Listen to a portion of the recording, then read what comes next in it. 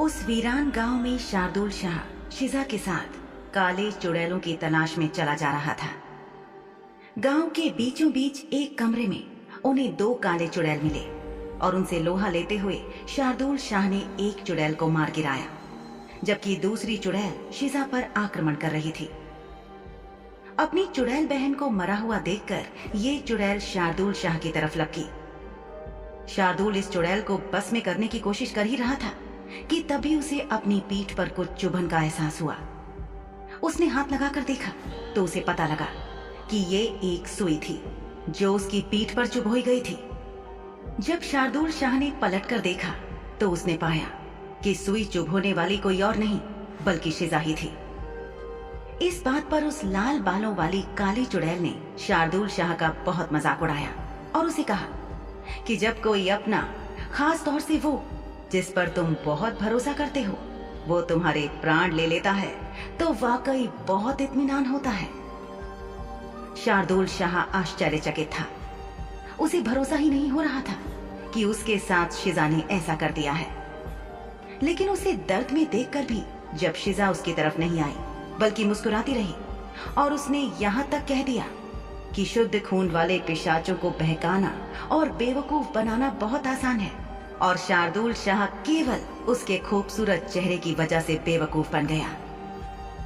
शिजा ने आगे ये भी कहा कि शार्दुल शाह का ये सोचना कि शिजा उसकी तरफ थी, ये उसकी सबसे बड़ी बेवकूफी थी। अविश्वास और दर्द के बाद उनके बीच शार्दुल शाह ने शिजा की तरफ देखा और उससे पूछा, आखिर क्यों?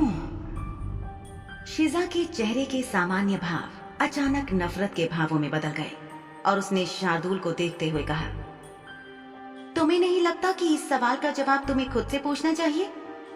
मैंने तुम्हें अपनी तरफ रिझाया और बरगलाया ताकि तुम हमारे काम आ सको। लाल बालों वाली चुड़ैल ये सब देखकर हंसी और उसने शार्दुल से कहा, ये बिल्कुल ठीक कह रही है और मैं इससे और ज्यादा सहमत नहीं हो सकती। उसने केवल तुम्हें आज यहाँ लाने के लिए ही अब तक लालच दिया था ताकि तुम हमारे काम आ सको। शार्दुल को अचानक अपने अंदर कुछ टूटता हुआ सा महसूस हुआ। उसे ऐसा लगा जैसे उसके पैरों ने सारी शक्ति खो दी है और वो घुटनों के बल धूल भरी जमीन पर बैठ गया। उसके हाथ जमीन पर टिक गए। उसकी सांस तेज चल रही थी और उसके दिल की धड़कन की रफ्तार सामान्य से बहुत ज्यादा थी। ये जो कुछ भी हुआ, शार्दुल का दिमाग उसे समझने की कोशिश कर रहा था, लेकिन उसकी आंखों के आगे अंधेरा छा रहा था। लाल बालों वाली चुड़ैल मुस्कुराई और फिर बोली, ये बात तो माननी पड़ेगी शार्दुल कि तुम प्यार में बिल्कुल पागल हो गए। तुमने आंख बंद करके इस लड़की पर भरोसा किया और देखा इसने बदले में तुम्हारे साथ क्या किया।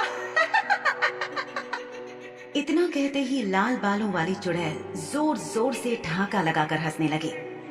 उसकी सांप जैसी 2 भागों में बटी हुई जीभ उसके मुंह से बाहर निकल लहराई और वो शार्दुल को देखकर बोली, जल्द ही तुम अतीत का हिस्सा बनकर अंधेरों में खो जाओगे शार्दुल शाह। तुम्हारी मौत से तुम्हारा फासला हर लम्हा कम होता जा रहा है। शार्दुल ने अपनी आंखें खोलकर शिजा को देखा, लेकिन वो बिल्कुल उसकी तरफ नहीं देख रही थी। उसकी बेरुखी से आहत शार्दुल उससे कुछ कहना चाहता था कि तभी उसे बहुत जोर से खांसी आ गई। खांसते खांसते उसने शिजा से पूछा, तुम लोग क्या करना चाहते हो?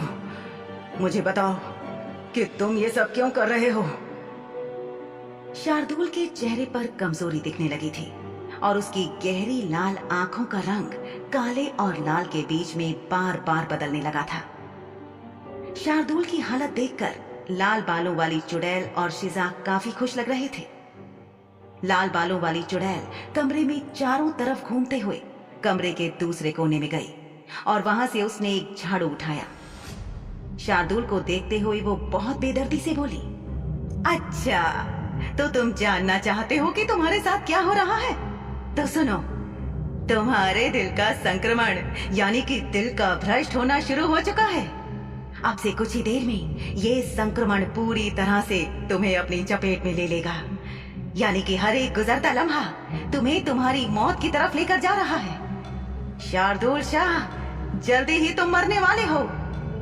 शार्दुल शाह का खांस खांस कर बुरा हाल था।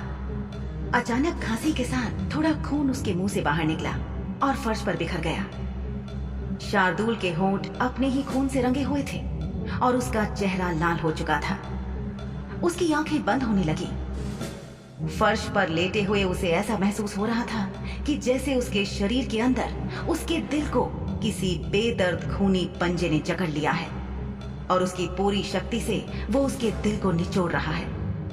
और हर आघात के साथ वो खून उसके शरीर में रहने की बजाय खांसी के साथ उसके मुंह के जरिए बाहर निकल रहा है। शार्दुल बेहद दर्द में था। उसने लाल बालों वाली चुड़ैल से कहा, कुछ कहूंगा तो मानोगी? इसे एक मरते हुए आदमी की आखिरी इच्छा समझकर ही मान लो। लाल बालों वाली चुड़ैल के चेहरे पर और भी विभत्स भाव आ गए और वो शार्दुल के पास जाकर उकड़ू बैठ गई और फिर उससे बोली, तुम्हारी परिषद और सारे के सारे पार्षद बेवकूफ हैं जो ये सोचते हैं कि हम यानी कि काले चुड़ैल समुदाय के लोग कुछ निश्चित इलाकों में ही अपनी हरकतों को अंजाम देंगे। ये चुड़ैल कुछ और कहती, उससे पहले शिजा ने उसे पुकारा। शिजा के चेहरे से साफ जाहिर था कि वो नहीं चाहती थी कि ये लाल बालों वाली चुड़ैल शार्दुल को कोई भी जानकारी दे। लाल बालों वाली चुड़ैल ने मुस्कुराकर शिजा को देखा और फिर उसे आश्वस्त करते हुए बोली, एक मरते हुए आदमी को कोई रहस्य बता दे तो इससे हमारा कोई नुकसान नहीं होगा। इसकी हालत तो देखो, कुछ ही देर में ये बेचारा जिंदगी को अलविदा कहकर मौत को गले लगा लेगा। वैसे भी कहते हैं ना कि मरे हुए आदमी या मरते हुए लोगों से कही हुई बातें हमेशा एक राज बनकर उनके सीने में हमेशा के लिए दफन हो जाती हैं। और इस बेचारे का दिल तो वैसे ही कुछ नहीं संभाल पाएगा। राज तो बहुत दूर की बात है, इसलिए इसे कुछ भी बताने में कोई खतरा नहीं है। शिजा के आगाह करने को पूरी तरह दरकिनार करते हुए उस लाल बालों वाली काली चुड़ैल ने शार्दुल को बताना शुरू किया। बहुत साल पहले हम काली चुड़ैलों की सारी शक्तियों को छीनकर एक जादू के द्वारा बंद कर दिया गया था। सफेद चुड़ैलों ने उसकी पूरी प्रक्रिया लिखी थी और उन शक्तियों को वापस कैसे पाया जा सकता है ये भी उन्हीं चर्म पत्रों में लिखा था। इतने सालों से हम लोग मारे मारे यहाँ वहाँ छुप के रह रहे हैं और अपनी जान बचाने के लिए क्या कुछ नहीं करते, क्योंकि हमारे पास हमारी वो शक्तियां नहीं है। इतने वर्षों से हम यही कोशिश कर रहे हैं कि कैसे भी वो लिखित चर्म पत्र हमारे हाथ लग जाए, ताकि हम अपनी उन शक्तियों को फिर से जागृत करके वापस से शक्तिशाली समुदाय बन जाएं। वो शक्तियां वास्तविक रूप से हमारी थीं, जिन्हें सफेद चुड़ैलों ने हमसे छीनकर बांध कर कहीं रख दिया ताकि हम उनका उपयोग न कर सकें। लेकिन हम उस जादू को तोड़कर उन शक्तियों को वापस पाकर ही रहेंगे। शार्दुल ने उससे पूछा, क्या ये सामूहिक हत्याएं जो हो रही हैं वो भी तुम लोग ही कर रहे हो? वो चुड़ैल बोली, हाँ बिल्कुल। उन शक्तियों को पाने के लिए हम किसी भी हद तक जा सकते हैं। हम गांव के गांव खत्म कर रहे हैं, नरसंहार कर रहे हैं, क्योंकि हमने ये सोचा कि जिन शक्तियों को हम सीधे रास्ते से उस चर्म पत्र को ढूंढकर नहीं हासिल कर पा रहे हैं, उन्हें हम लोगों को मारकर नकारात्मक मृत शक्तियों के द्वारा पाने की कोशिश कर सकते हैं। इसीलिए हमने पुरुषों, महिलाओं, बच्चों, बूढ़ों समेत पूरे पूरे गांव के साथ साथ कुछ निम्न दर्जे के पिशाचों की भी हत्या की, ताकि उन सब की प्राण ऊर्जा को इकट्ठा करके हम अपने लक्ष्य की प्राप्ति में लगा सकें। तो क्या इतनी हत्याएं करने का कोई फायदा हुआ? अभी तक तो नहीं, लेकिन आज हमारे पास एक बहुत ही शक्तिशाली शुद्ध खून वाले पिशाच की लाश होगी, जिसके साथ हमें और भी बहुत सारी लाशें मिलने की उम्मीद है। इतने सारे मृत लोगों की शक्ति को जब हम अनुष्ठान के द्वारा इस्तेमाल करने का प्रयास करेंगे तो शायद ये सफल हो सकता है। शार्दुल ने उस चुड़ैल की आवाज के लहजे से पहचान लिया था कि वो इस अनुष्ठान के सफल होने के बारे में पूरी तरह से आश्वस्त नहीं थी। उस चुड़ैल के खुद के मन में भी शक था। वो चुड़ैल आगे बोली, अनुष्ठान सफल तभी होगा जब अनुष्ठान करने में जो सामान काम में आता है वो सारी चीजें हमारे पास हों। लेकिन इस तरह दर दर भटकने और छुपते रहने के कारण हम पूरा सामान नहीं जुटा पा रहे हैं। शार्दुल को खांसी आई और उसके साथ कुछ और खून उसके मुंह से बाहर निकलकर जमीन पर फैल गया। उसने लाल बालों वाली चुड़ैल की तरफ देखा और कहा, अगर तुम मेरी जान बख्श दो तो मैं वापस जाकर तुम्हारे लिए वो सामान जुटाकर यहाँ भेजने का इंतजाम कर सकता हूँ। मैं एक शक्तिशाली और जाना माना व्यक्ति हूँ और मेरी गाड़ियों को कोई जांचेगा नहीं, इसलिए सारा सामान बिना किसी परेशानी के तुम तक पहुंच जाएगा। शिजा पीछे से चिल्लाई, मैं तुम्हें फिर से चेतावनी दे रही हूँ कि इस आदमी पर भरोसा मत करो। ये हेर फेर करने में बहुत तेज है, तुम्हें पता नहीं चलेगा और ये तुम्हें धोखा देकर यहाँ से निकल जाएगा। लाल बालों वाली चुड़ैल ने शिजा की बात को अनसुना करते हुए शार्दुल की तरफ गौर से देखा। उसका चेहरा निहायत ही खूबसूरत था और लाल बालों वाली चुड़ैल उसे देखती ही रह गई। फिर उस चुड़ैल ने शार्दुल की आंखों में देखा। शुद्ध खून वाले पिशाच की गहरी लाल आंखें कभी काली तो कभी लाल हो रही थी।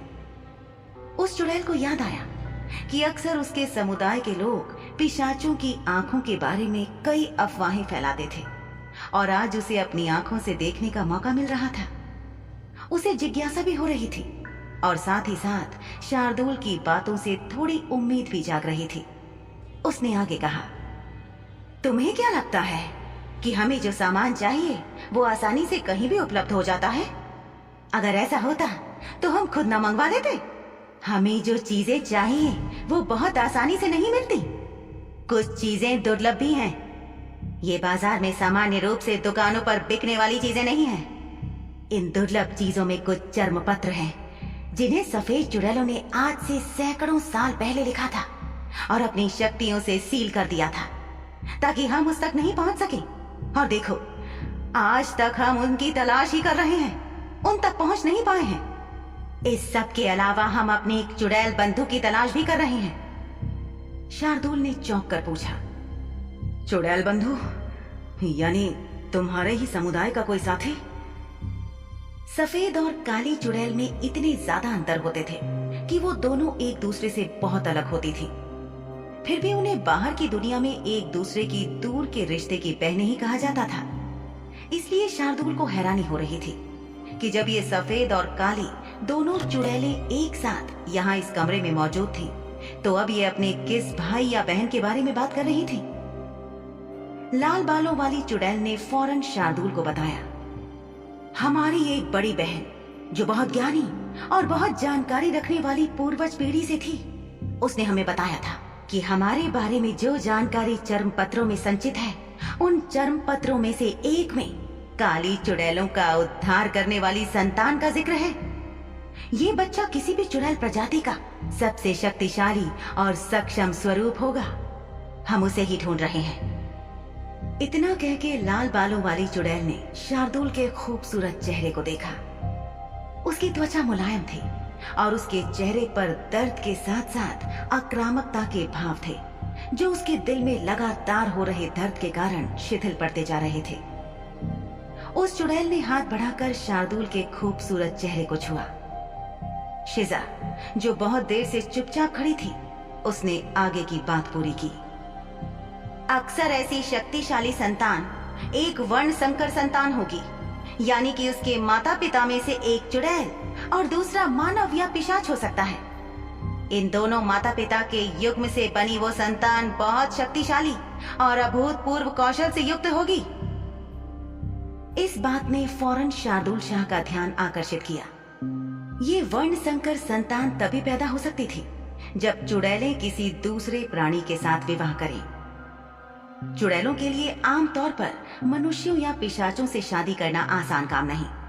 सफेद चुड़ैलें तो फिर भी ऐसा करने में सक्षम हो सकती थी, लेकिन काली चुड़ैलों के लिए तो ये बिल्कुल नामुमकिन बात थी और उनमें से जो ऐसा करने में सफल हो जाती थी वो भी इस बात को गुप्त रखती थी ताकि उनकी सुरक्षा पर आंच न आने पाए।